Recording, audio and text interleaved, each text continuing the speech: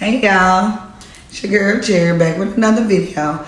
After our last video, I got such good feedback, and after getting all that good feedback on how the devil comes to rob, kill, and destroy, I was given some instructions about the Holy Spirit to go a little bit more in depth with you all. The Holy Spirit just basically explained to me that even though you might say things like the devil comes to rob, kill, and destroy, a lot of people still may not understand how the devil can rob you and set you on the path of destruction. So the Holy Spirit, the paraclete, the coach, instructed me to kind of, share a bit of me and give you all a little testimony into my words, some of the things that I was realizing about this spiritual walk. So what I'll do in this video is make sure that I am able to tell you all some of the things that can lead to. One of the most effective things that the adversary does to rob you is send you through traumatic events. Traumatic events, trauma. Things that are traumatizing to your life. They could be a child who grows up in a two-parent household experiencing a separation or a divorce. They could be verbal abuse, physical abuse,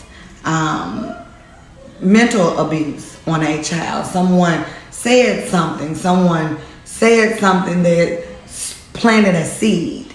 What the Holy Spirit wants me to tell you all is the adversary plants seeds. These seeds end up growing into fruitless trees. But where these fruitless trees end up growing is in your heart. And see, when that fruitless tree, that ugly fruitless tree is growing in your heart, it can't do nothing but block. When you're robbed of something, when someone deprives you and robs you of something, if someone verbally abuses you and they deprive you and rob you of being able to develop and grow into a healthy-minded person, when someone physically abuses you and they rob you from being able to physically grow and develop into a healthy-bodied, healthy-minded person, when someone sexually abuses you and they cloud your perception and they keep you from being able to grow into a healthy-minded, healthy-spirited, healthy-bodied person, they leave something. They leave a seed. That seed then fosters and grows in your heart, and some of the fruit that earlier I said that these traumatic events plant a seed, and that seed grows a tree in your heart, and that tree doesn't bear any fruit. No, that tree doesn't bear any fruit, but that tree does have offsprings that are planted in your heart. See, that tree does bear lack of confidence. See, that tree does bear insecurity. See, that tree bears second guessing yourself, questioning yourself, doubt, fear, anguish, heartache, pain. See, that's an ugly tree that the adversary plants in your heart when you experience a traumatic event that onsets a series of events in your life. I want to go on and tell you about the fruit that tree, it doesn't bear any fruit, but it does bear some things.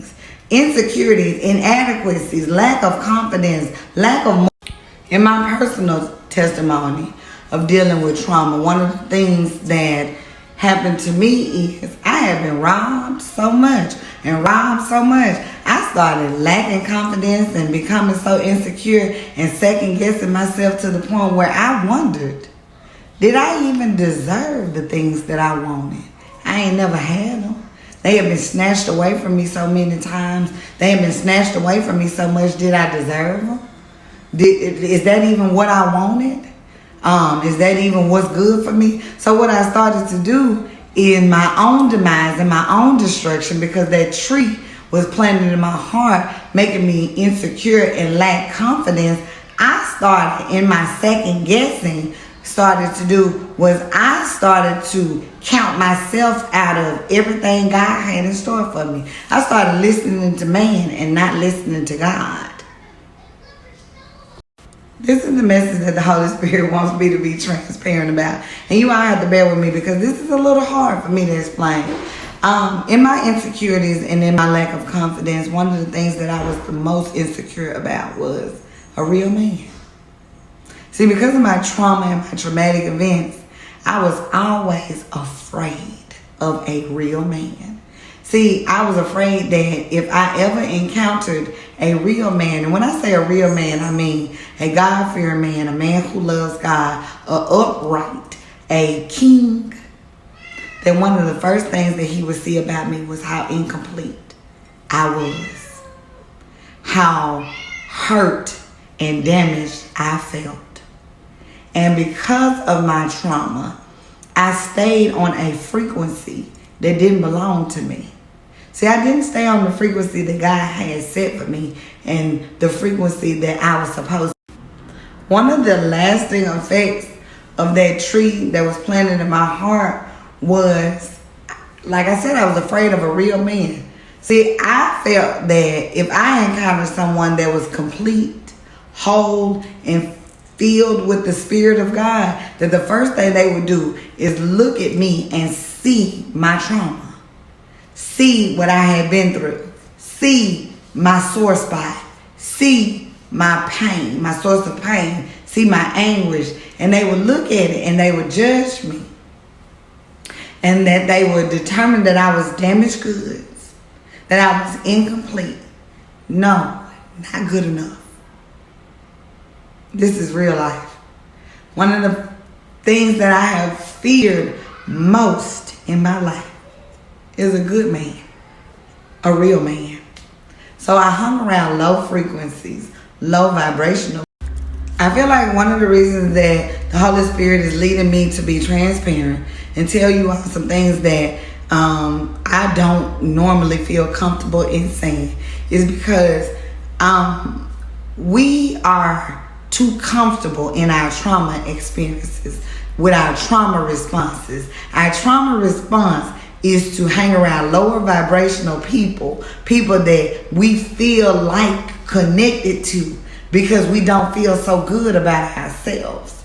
Our trauma responses are to hang around low frequencies and not strive for and look for those things. That's robbing in and of itself. See, that's still part of the plan of the enemy.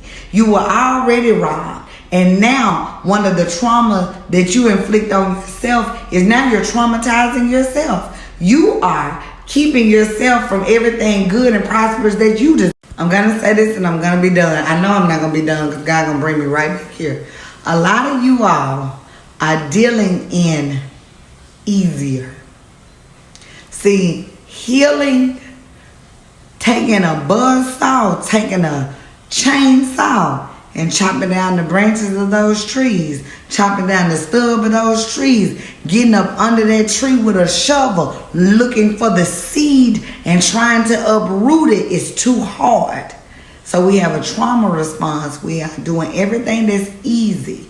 We are operating in our easy. It's easy to hang around low vibrational people. It's easy to believe a lie.